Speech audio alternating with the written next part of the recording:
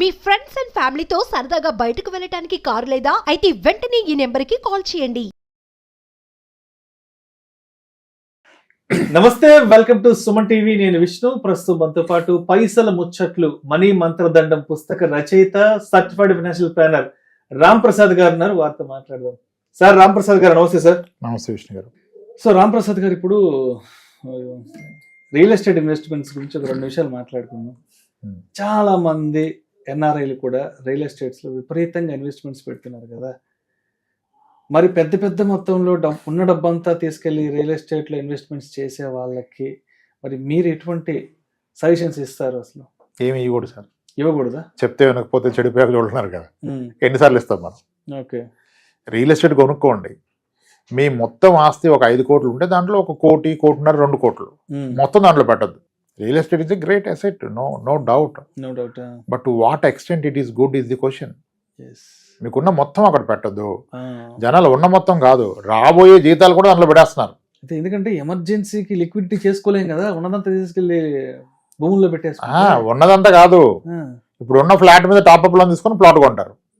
అంటే ఉన్నది కదా నేను పెట్టింది, రాబోయేది ఉన్నదాని మీద లోన్ తీసుకొని పెడుతున్నారు. ఇప్పుడు తీరా కొన్నాం కదా, కొనేవాడు లేడు, అమ్ముడు పోదు. నువ్వు ఒక రేట్ చెప్తావు, అది నువ్వే చెప్పుకున్నావు. ఎవడంటే అక్కడ నీ రేటు వినేవాడు ఎవడున్నాడు అక్కడ? అదేవిధంగా కాసేపు గోల్డ్ ఇన్వెస్ట్మెంట్స్ గురించి కూడా మాట్లాడుకుందాం. ఎందుకంటే మనం ఎప్పుడు గోల్డ్ గురించి మాట్లాడడం అది బాగా హాట్ టాపిక్, బ్లాక్ బస్టర్ అవుతుంది.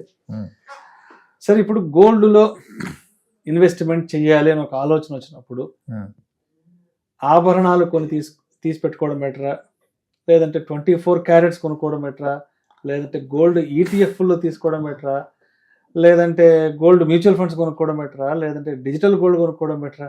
సో అసలు రామ్ ప్రసాద్ గారు గోల్డ్ ఇన్వెస్ట్మెంట్స్ గురించి ముక్కుసూటిగా చెప్పాలి అంటే ఏం చెప్తారు? ఇందాక మనం మాట్లాడాం కదా సార్, అంటే ఇంకొంచెం ఇప్పుడు సింపుల్ 1979 లో 10 గ్రాముల గోల్డ్ 942 రూపీస్, 950 రూపీస్ ఉంది.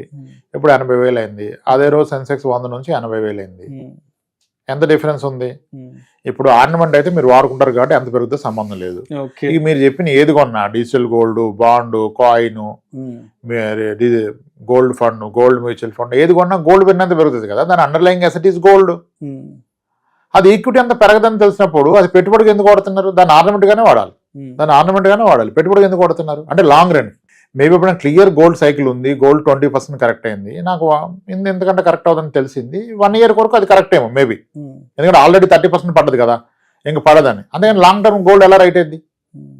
ఎప్పుడు లాంగ్ టర్మ్ చూసినా గోల్డ్ 8% కదా ఇచ్చింది. మనకు తెలిసి 1964 నుంచి ఈ రోజు వరకు 7-8%. ఇదే అందుకే ఈ డైవర్సిఫికేషన్ మనం చేయకూడదు అంట. ఇప్పుడు మల్టీ అసెట్ ఫండ్స్ లో గోల్డ్ కొన్నారు. ఎప్పుడు కొన్నారు? గోల్డ్ రైట్ ప్రైస్ లో కొన్నారు, రైట్ ప్రైస్ లో అమ్మేస్తున్నారు.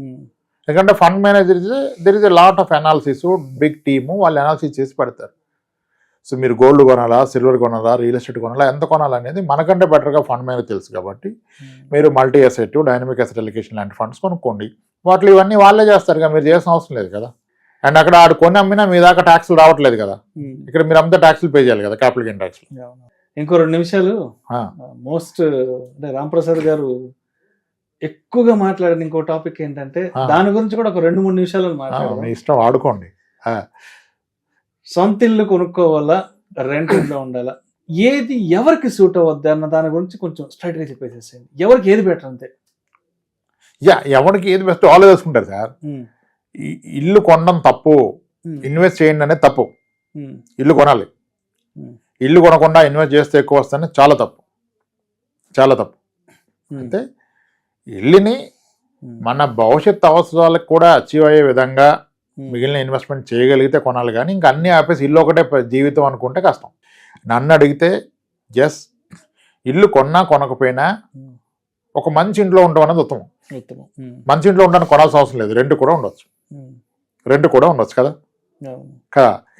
డెఫినెట్గా ఒక వ్యక్తి లైఫ్ టైం ప్రయారిటీస్లో top priority is house, next priority car, third priority kids education. అయిపోయింది కదా, ఇది ఆర్డర్. అయితే ఇప్పుడు నా బడ్జెట్ అంత లేదు, నాకు విల్లాలోనే ఉండాలి అంటే, మా వైఫ్కి విల్లా ఇష్టం సార్, అదేమో నేను ఎక్కడ చూసినా 4 కోట్లు అవుతుంది, ఎలా సార్ నేను కొనలేను సార్ అంటే, నేను చెప్పాను కొంతమందికి, మీరు 4 కోట్ల విల్లా కొనలేకపోతే మీ బడ్జెట్ 2 కోట్లు ఉంటే 2 కోట్ల అపార్ట్మెంట్ కొనండి గేటెడ్ కమ్యూనిటీలో. రైట్ 2 కోట్ల అపార్ట్మెంట్కి మీకు 50,000 అద్దె వస్తుంది. మీ 6 కోట్ల వెళ్ళ కూడా 50,000 అద్దెకే వస్తాయి. మీరు ఉండాలనుకున్న దగ్గర ఉండండి, ఇదే దాన్ని కేర్ చేస్తుంది కదా. Because independent house and villa రెంట్లు are very less compare to apartments. మన కూడా ఒక ఆయన వచ్చాడు, అక్కడ రాజ్ పుష్ప అనేది చెప్పారు, సార్ మీరు చెప్పింది నిజమన్నాడు. ఎందుకన్నాను, సార్ మా ఓనర్ మాకు రెంట్కి ఇచ్చాడు కదా సార్, ఆయన మా నియర్ బై విల్లాలో ఉన్నాడు సార్, మేము గడ్డ 60,000 వాడు గడ్డ 60,000 సార్, వాడు 6 కోట్లు వెళ్ళా, మాది 2.5 కోట్లే సార్ అన్నాడు. అర్థమైందా లాజిక్? సో అది again it depends on the emotion of family members. వాళ్ళకి అబ్జెక్షన్ లేదంటే చేయగలుగుతారు, వాళ్ళకి అబ్జెక్షన్ ఉంటే మీరు ఏం చేయలేరు కదా. ఇంకొకటి వచ్చేసి ఏదైనా ఖాళీగా ఉన్న స్థలం కొనడం మంచిదా, లేదంటే వ్యవసాయ భూమి కొనిపెట్టుకోవడం మంచిదా? అంటే మనకి ల్యాండ్ మీద చాలా మందికి అఫెక్షన్, మమకారం ఉంటుంది కదా. మనకు ఒక ఊర్లో ఒక 2 ఎకరాలు ఉంటే మంచిదో, లేదంటే మనం ఉన్న టౌన్ లో మనకు ఒక ఖాళీ జాగా ఉంటే మంచిది అన్న ఇలాంటి డైనమాలో ఉంటారు కదా, మరి వాళ్ళకేం చెప్తారు? Real estate has to be for consumption, not as investment. యాక్చువల్గా నా పర్సనల్ ఒపీనియన్, మీరు స్థలం కొంటే దాంట్లో షాపింగ్ కాంప్లెక్స్ కట్టే ఐడియా ఉంది నాకు, నేను అక్కడ ఇల్లు కడతానంటే స్థలం కొనుక్కోండి. పెరుగుతుంది అమ్ముతానంటే కొనద్దు, పెరిగితే అమ్ముతానంటే 12%, 6 years డబ్బులు వద్దు మా అంటే. నేను వ్యవసాయం చేస్తానంటే పొలం కొనుక్కోండి, ఇప్పటి నుంచో మొదలెట్టండి ఏదో ఒకటి అక్కడ చేయించుకోవచ్చు కదా. రైతులకి ఏమో పెట్టుబడి డబ్బులు లేవు సార్, ఐటీ ఎంప్లాయీస్కి ఎన్ఆర్ఎస్కి ఏమో డబ్బులు ఉన్నాయి.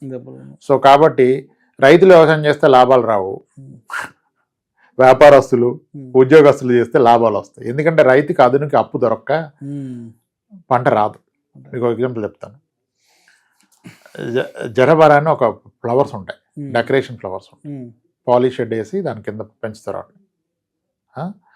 ఆ కలర్ఫుల్ ఫ్లవర్స్ రైతులు వేస్తే లాభాలు రావు, ఐటీ వాళ్ళు వీళ్ళు వేస్తే లాభాలు వస్తాయి. ఎందుకంటే వాడికి డ్రిప్ సిస్టమ్ ఉంటుంది, పాలిష్ షెడ్లో పెంచుతారు. అవి మీకు మొగ్గల నుంచి పువ్వులు అవ్వాలంటే దానికి కెమికల్ ఒక ముందు ఇవ్వాలి డ్రిప్ ద్వారా. వీళ్ళు ఏం చేస్తారు, చదువుకున్న వాళ్ళు, ఎంబీఏ చేసిన వాళ్ళు, మార్కెట్లో ఏ రోజు సిక్కులే పండుగలు ఉన్నాయి, ఏ రోజు మంచి ముహూర్తాలు ఉన్నాయి, పెళ్ళి ఉన్నాయి, ఆ రోజు వచ్చే విధంగా వాటిని సెట్ చేసుకుంటారు. ఫార్మర్స్ ఏం చేస్తారు, డబ్బులు లేక ప్రతిరోజు కోసుకుని మార్కెట్కి వచ్చేస్తారు ఆయన ఆ మొగ్గల్ని పువ్వులు చేసి ప్రతిరోజు వేసుకుని వస్తే ఒకరోజు రూపాయి వస్తుంది, ఒకరోజు 10 రూపాయలు వస్తుంది, ఒకరోజు లేవు కొండం. కానీ మీరు అదే మంచి ముహూర్తంలో వస్తే గురుద్వారా వాళ్ళు ఉంటాయి కదా ఈవెంట్స్, ఆ రోజు వస్తే మీకు పువ్వు 4 రూపాయలకి పోతుంది. చూసారా? సో ఫార్మింగ్లో డబ్బు ఉంటేనే ఫార్మింగ్ ప్రాఫిటబుల్, పెట్టుబడి పుష్కలంగా ఉంటే ఫార్మింగ్ ఈజ్ ప్రాఫిటబుల్. ఆ పెట్టుబడి లేనప్పుడు ఫార్మింగ్ ప్రాఫిటబుల్ కాదు. ఇప్పుడు నేను ఈరోజు మార్నింగ్ అనుకుంటా న్యూస్లో చూస్తే టమాటా కిలో 2 రూపాయలు అయిపోయింది అంటున్నారు. మొన్నటి 100 రూపాయల దగ్గర కొట్టుకున్న రోజులు కూడా ఉన్నాయి. సో రైతులు ఇది ప్రెడిక్ట్ చేయలేరు. అదే దళారులు బాగా డబ్బులు చేస్తారు, కోల్డ్ స్టోరేజ్లో పెట్టేసుకొని. కోల్డ్ స్టోరేజ్లో ఆగుతుంది 20 days ఆగుతుంది, కొన్ని 15 రోజులు అయిపోయినాక పంట అప్పుడు తీస్తారు బయటికి. సో మిడిల్ మ్యాన్ సంపాదిస్తుంది రైతుకి ఎప్పుడు రాదు. సో వ్యవసాయం అంటే అసలేమో నాకు అనిపిస్తుంది రైతులకే ఉండాలి పొలాలు, వేరే వాళ్ళు కొనకూడదని కదా.